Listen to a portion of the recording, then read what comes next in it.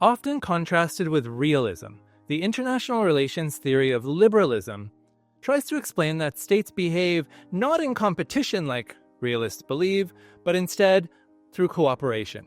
States, of course, also look for safety and security, but not rooted in mistrust of others, but looking at working together as a way to mutually be able to benefit. States that behave through this liberal mindset might, for example, look to create trade agreements with other states because they'll both be able to grow their economies together. The liberal theory of international relations will also look at the success of organizations like the United Nations that aims to try and prevent global conflict through diplomacy. So organizations like the UN or the World Trade Organization will look to create a system where it's fair and stable for everybody, especially as more states follow the principles of liberal democracy.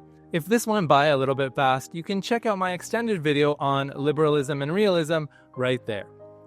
As always, if you learned something today, give this video a like, subscribe if you haven't already, and we'll see you again next time.